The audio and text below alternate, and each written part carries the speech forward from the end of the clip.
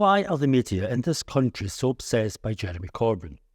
The man is a lowly backbencher and not even a member of the Parliamentary Labour Party. Yet the media in this country hound him and pursue him for his opinion at every opportunity.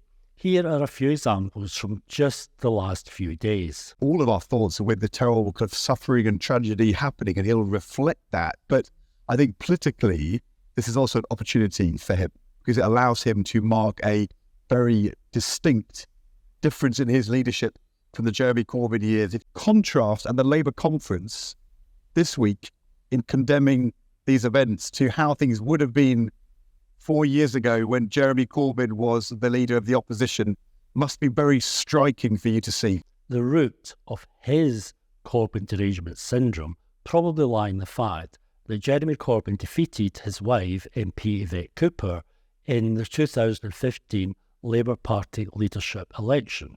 This seems to be a grudge that Ed Balls is going to carry to his grave, and he also uses his platform as a breakfast TV host to bring up the issue of Jeremy Corbyn time after time after time. Corbyn took 59.5% of the vote against 19% for Burnham, 17% for Cooper and 4.5% for Kendall. Then we have Luciana Berger, the good friend of Tony Blair's son. Ewan's Downing Street upbringing wasn't just the background for his professional success, but it clearly played a role in his love life too. In 2005, he was incorrectly romantically tied to former Labour MP Luciana Berger, who remains a close friend. He was asked if he would condemn the attacks by Hamas, and he said, "I don't support any attacks, therefore I criticise them all." And then he also went on to say, the way to end the terrible situation in Israel and Palestine is to end the occupation of Palestine by Israel. And there will be some people at this conference who agree with him. Well, let's be very clear, Jeremy Corbyn's not at this conference. He's at an alternative conference down the road in a community centre.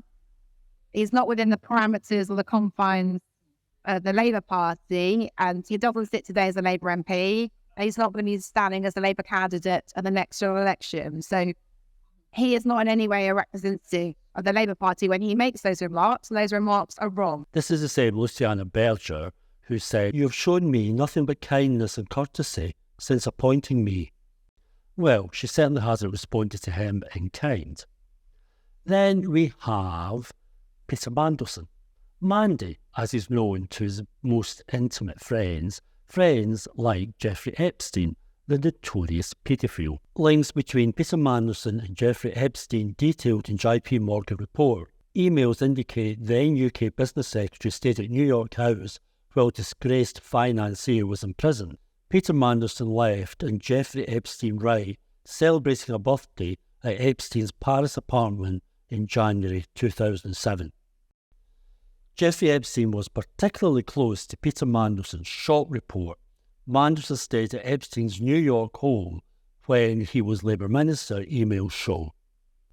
Bank report details Peter Mandelson's apparent contact with Jeffrey Epstein.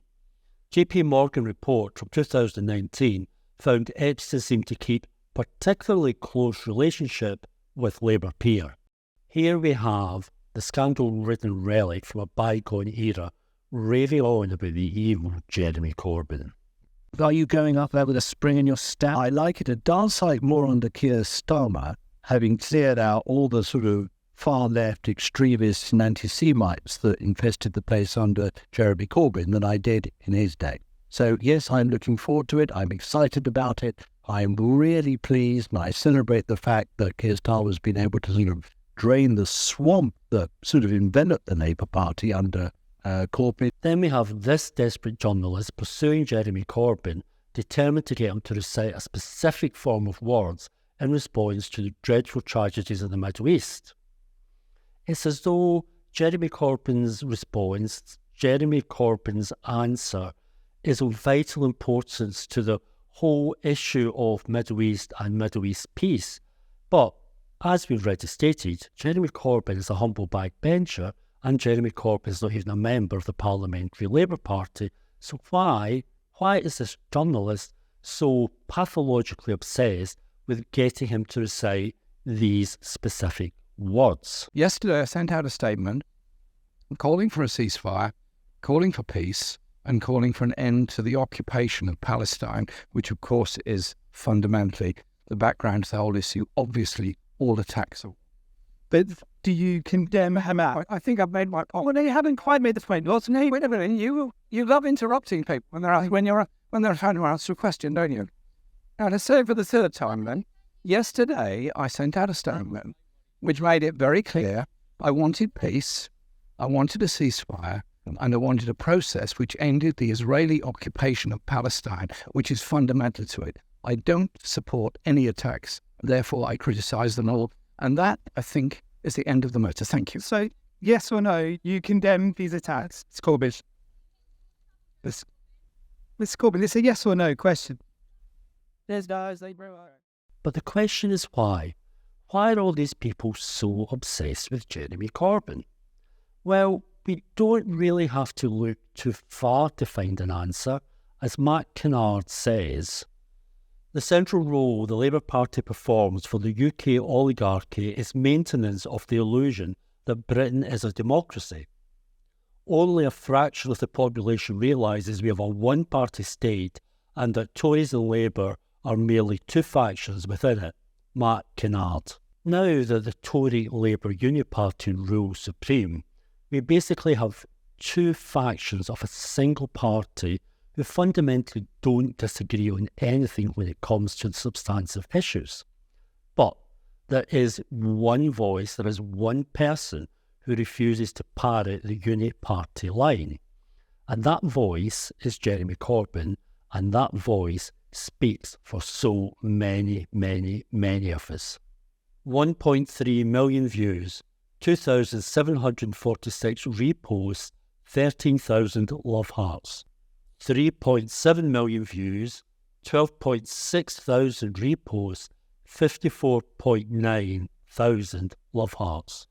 11.8 million views, 15.2 thousand retweets, 66,000 love hearts. Jeremy Corbyn is the voice of the voiceless, the hundreds of thousands of left-wing voters in this country who just refuse to accept that the only choices available are between Tory Party A and Tory Party B, both parties reading from an identical script written by Daily Mail journalist and Rupert Murdoch. Jeremy Corbyn syndrome isn't really about Jeremy Corbyn.